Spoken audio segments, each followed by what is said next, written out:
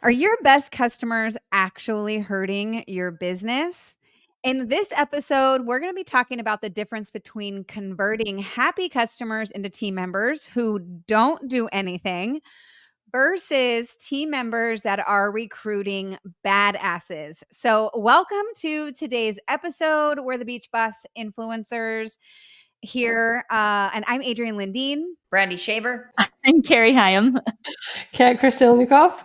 And Fran Loebscher. And here at BBI, we teach network marketers like you how to grow a profitable network marketing business in less time using social media, automation, and influence marketing. So don't forget to smash the subscribe button and make sure you share your biggest takeaways of today's episodes with us on social media. And also share this out to your team members or anybody else who could hear this episode today.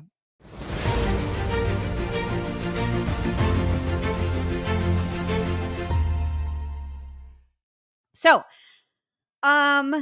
let's talk about the topic of today, because we're discussing how your best customers might be unintentionally jeopardizing your network marketing business and how to turn them into top performing team members.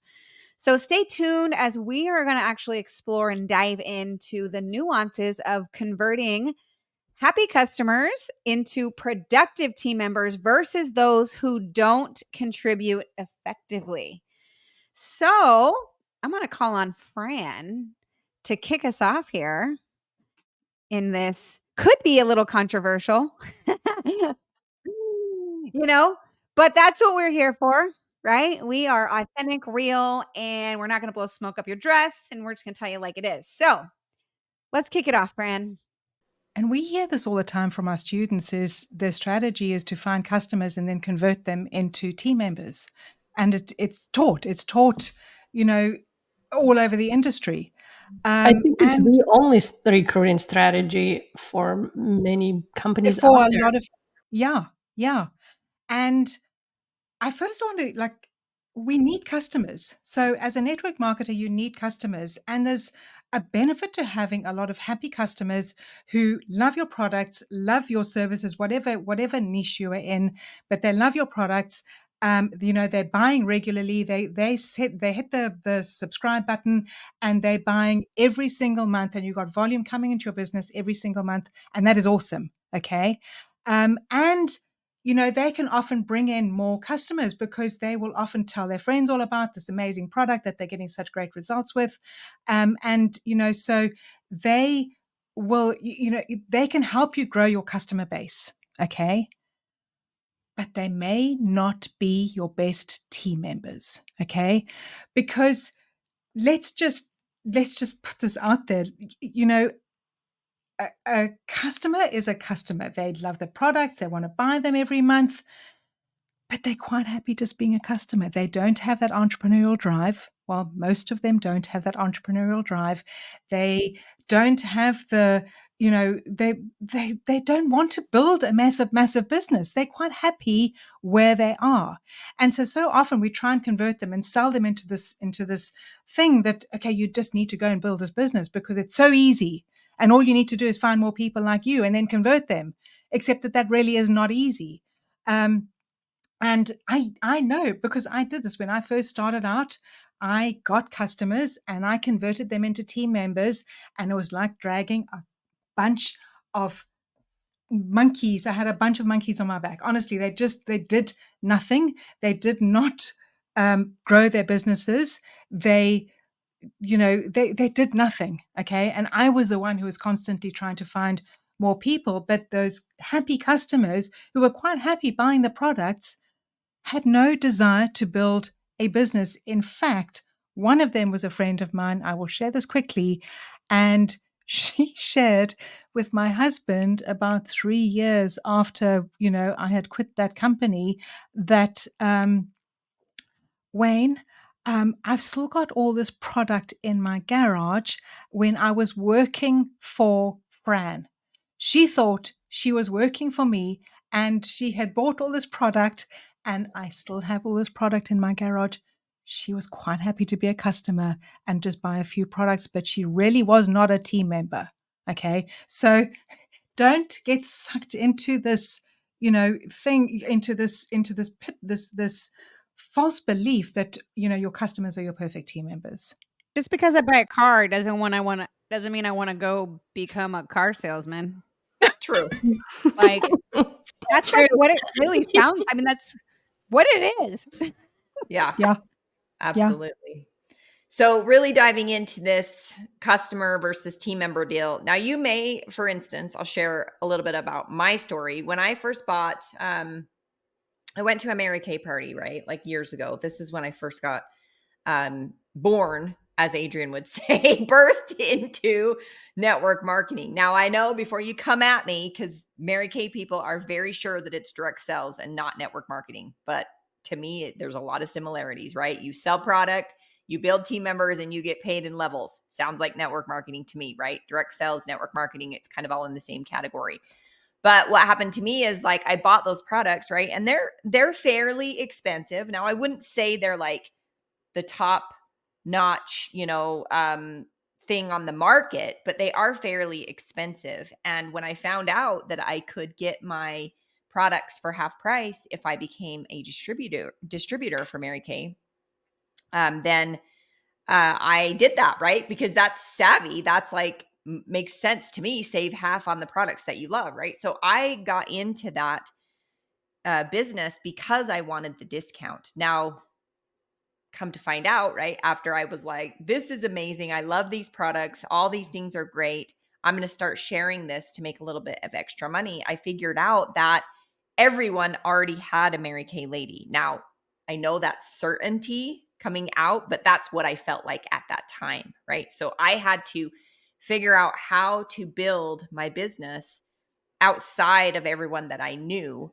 And that's an example of a customer becoming a team member. Now, was I successful? Absolutely. But it didn't have anything to do with me being a customer. What happened was I figured out I could make more money in less time selling products than I could actually working my job, right? So there are instances where customers will become these incredible team members, but that the reality of it is that 98% of your customer base is going to want to stay customers, right? So now you've heard an example of Fran, right? Her friend thought she was working for Fran. An example of me becoming a customer and then becoming a successful network marketer, right? So there are those that are going to pop out and be those successful network marketers in your team, but they're very few and far between. So having a strategy where you are taking these customers on a journey to become a network marketer, to become a team member, kind of seems like to me that it's like you're looking for the top 2%, right? Which doesn't really make sense. So when you think about this as a passive team member, when you think about passive team members, because this is usually what customers end up doing, they'll become a passive team member. They join, they're excited, but they contribute very minimally. They may show up for your weekly team call here and there. They lack motivation and they struggle with the recruiting process. They may become your biggest advocate for the products, right? They're like, listen, these are incredible products. In fact, I've had people in my teams before that have done that. They started out as a customer and they became incredible advocates for the product, but they never really became incredible builders. Does that make sense? So a customer who signs up but fails to make any sales or recruits others, it still can be an add to your team, but it's not like, I wouldn't count that strategy as how I'm going to build my business, is customer and then turn them into team member. I would never in a million years do that, because based on my experience, it's kind of a waste of time, right? Then you've got active, high-performing team members, okay? Their characteristics are engaged, proactive, skilled in recruiting and building a network. Example, a customer who not only recruits effectively, but also mentors new team members and drives significant growth. That was me, okay? Once I figured it out, I wanted to know all the nuances of network marketing and how I built a team and how I could be successful, how I could win that car, how I could become an independent senior sales director, how I could drive the pink car, how I could be, number one in recruiting, all of those things, right? Because I caught the bug, but not very many people as customers are going to catch the bug. Okay. So there's a few factors contributing to success or failure for people that, that you can take a customer to a team member. But the importance is really providing proper onboarding, ongoing training, and resources. And I think the number one thing here is meeting people where they're at. Don't try to drag someone behind you or on top of you or over your shoulder to everything if they don't have the desire to do that. That's it's wasting your energy and it will exhaust you and burn you out. Okay. I tell this story all the time. I have a 6'8" son. It would be like me putting him on my back and trying to truck him even to the end of the driveway right here. And guess what? I'd probably die even before he got on my back. Okay. Because he's huge, right? You don't want to be packing these monkeys around that don't want to actually build a business. Okay. So, but you can have strategies for equipping your new recruits with the skills and knowledge they need. And it is important to ask every single person you come in contact with, whether they're a customer or, they know, like, and trust you, if they're open to taking a look at working with you and your business. There is no reason we shouldn't be asking everyone. Maybe they don't dare ask you. And here is a really good story. Kat kind of followed me around on social media and, for about 2 years before she dared even reach out and say, you know what, I kind of want to work with you. She was super timid. Now, if we were friends, I should have said to her, hey, Kat, I would love to work with you. You're freaking amazing, right? But I didn't because I was an idiot. So don't follow my example. You was busy with the monkeys. Yeah, make sure you're asking everyone, but at the same time, accept their no. Don't fall into this, a no is just a no for right now, right? Yeah, like maybe if Kat still stuck around and we didn't end up working together eventually, I might have maybe eventually opened my mouth and asked her, right? But if I'd asked her sooner, maybe she would have said no, but we would continue to be friends and she would know that door's open and that anytime she changed her mind, I would love to work with her. So that door would have been open for her. Does that make sense? And then the mindsets and expectations around this whole thing is, determining success, proactive versus reactive attitudes. When someone tells you no, you don't like throw up your arms and freak out and yell at them and run off and you're never friends again, right? That's what a 2-year-old would do. It's kind of like the lady on the plane when she asks you if you want coffee. A lot of people don't take coffee. She doesn't throw the coffee pot at the door and walk out and quit her job. Okay. So have a proactive attitude versus a reactive. Okay. That's the key. And then set realistic expectations and understanding the effort required for network marketing success. Don't start telling these people that it's easy. You only need to enroll 2 people and they need to enroll 2 people and it's easy. It'll all come together because you're lying to people. It's not easy. Building a business of any sort, brick and mortar, network marketing, coaching, your own business, whatever it is, it's freaking hard. Okay. So don't be lying to people. It takes work. It takes effort. It is not a magic button. So anyway, I'll jump off my soapbox now. Well, now that we've dove into some of the nuances and, dove into the reason that sometimes customers can hold you back in your business, there are strategies for developing top performers. Keeping in mind that you're meeting people where they're at, right? And we're not trying to drag anybody through the process. So the first thing is effective onboarding practices, like onboarding a person and how you get them started.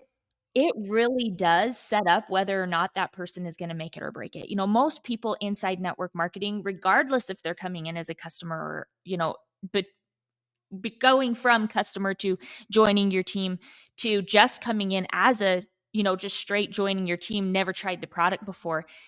Within 90 days, you will lose the majority of those people if your onboarding practices are not set up in the most effective way. So, when it comes to having them, you want to get those people results as fast as possible. So when, we were actively recruiting into our network marketing team, part of that process was helping them do their first a curiosity post on social media, and it was actually like a copy and paste type of post, getting them into action. They don't have to think about it. Literally, if they do A, they have the result of getting B. Okay. And so helping once you get them into action and you start getting them results, and by results, we mean they're generating their own leads, they're making money. That's like the biggest piece of that. Okay. And then helping them set clear goals and providing essential training and creating that supportive environment during that onboarding process is also important. And then, ongoing mentorship and support systems, that's like they need that, something that they can plug into, because when you think about when you're growing a network marketing business, it's not easy, right? Just like Brandy just said, it's not easy regardless of your network. It's an emotional roller coaster for all of us as we're going through it. You're going to have people join your team and quit. You're going to have people join your team and move to a different company, right? Like it's just part of being inside the network marketing industry. And so when you have a strong and solid mentorship program where people can plug into, they know that they're developing their skill sets and developing their mindset. That's really what helps them stay motivated and them stay connected to you.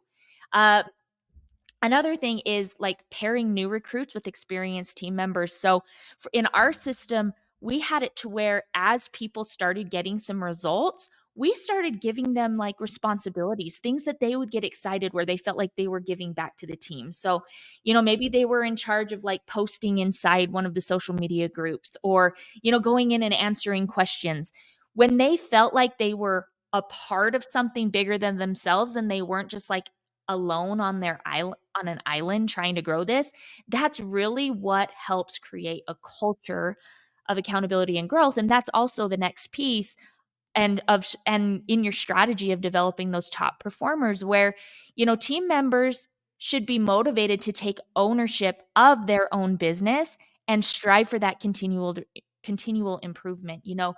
Developing leaders, how you get to the top is by creating leaders below you. It's not just going out and, recruiting hundreds and hundreds and hundreds of customers, though customers are important and we want customers, right? Like I hope that if anything you're getting out of this, you do want customers.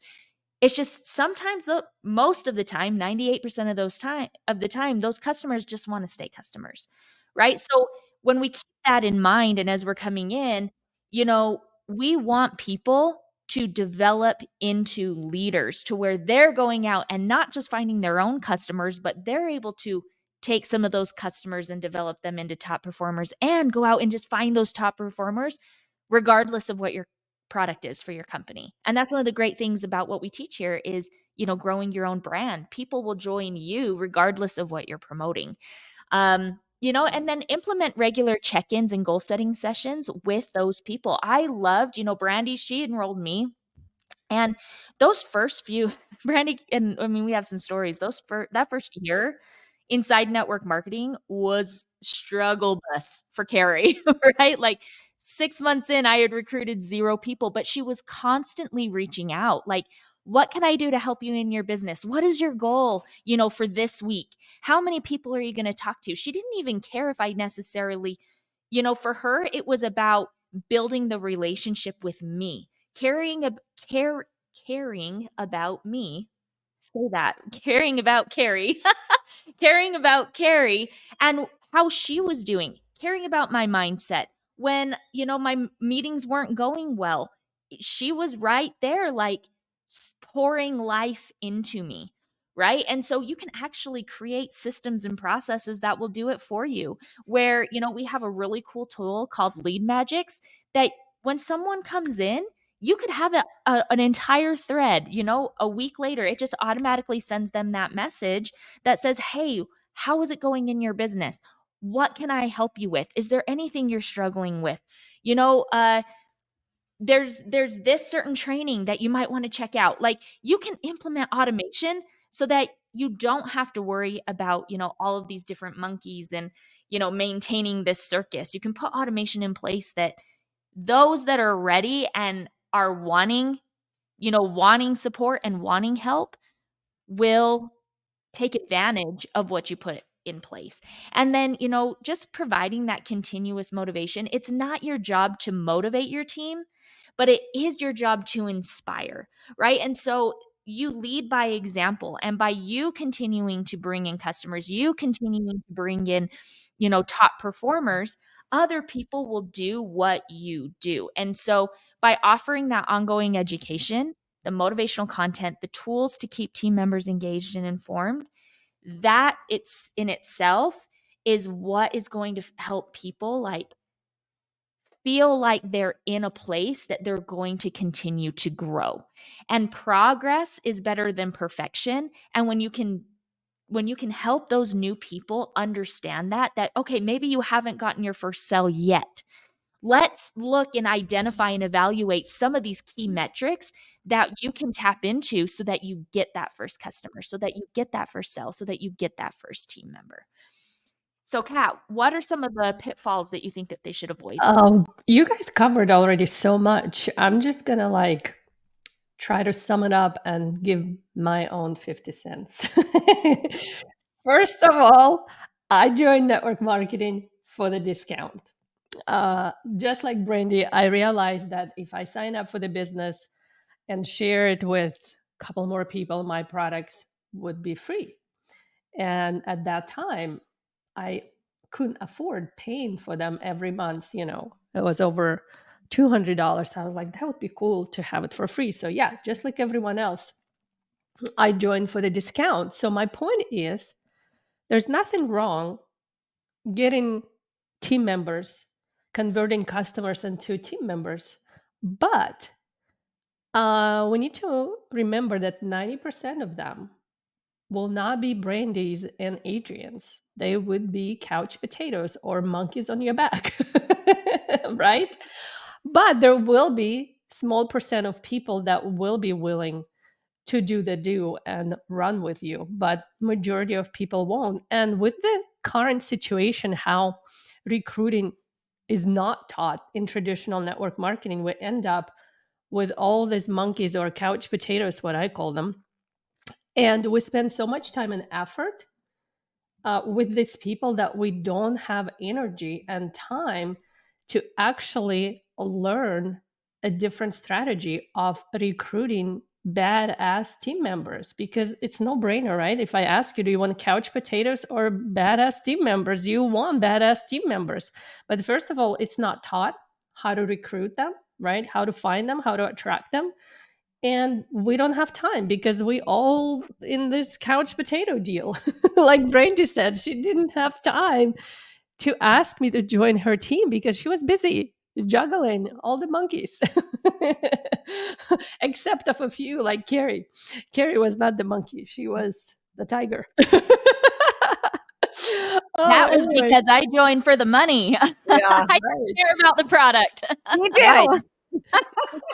So the cool part is the reason why when we started building this business the way we actually teach you guys to do it right now, our teams exploded, and they were not teams of couch potatoes or monkeys. They were badass leaders who wanted to do the work, right? And when that multiplies, when that duplicates, that spreads like wildfire, and you have this highly motivated and driven teams that want to run with you. So most network marketers don't know how to do that, right?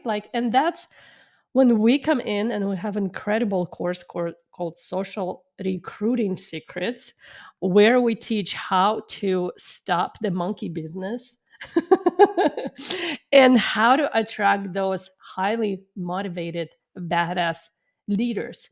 And the hardest part about this strategy is most network marketers think, well, how in the heck I'm going to attract badass team members if I'm not the one? If I am a loser, right? I don't have a huge team. I don't have a system. I'm blah, blah, blah, blah, blah. Like that can go, that internal, what I call it, your internal loser, right? So this is the main struggle. The strategy is easy, but once you realize that the badass person mindset, whatever you call it, it's an inside job, as simple as it is, right? Once you start thinking of yourself as a badass person, you're gonna start attracting badass people. And when you combine that with the strategy that we teach, that's when that wildfire gonna start happening. So I hope I'm kind of like explained and summed it up, like what's going on in network marketing, what needs to be done to change that, and what's the magic sauce you need to add to that formula, and then you're going to be unstoppable. So that's what we do. Yeah, and let us know if you're listening, uh, we actually want you to kind of evaluate your current approach, to what we just talked about, your current approach to converting customers into team members, if that's something that you're doing, if that's a strategy that you're doing, and consider implementing some of the strategies that we discussed here, on today's episode. And let us know your biggest takeaways and thoughts from today's episode in the comments. And don't forget to share this with your team. And if you'd like to learn how to attract your perfect prospects so you can avoid spammy cold reach outs altogether, avoid having to, rely on your customer base to build your business, then click on the link in the comments and grab our social recruiting secrets. So don't forget to join our free online community with over 30,000 network marketers just like you to discover the secrets to grow your business using social media and automation. And you can find the link in the description below. Thanks for hanging out with us today, and we'll see you on the next episode.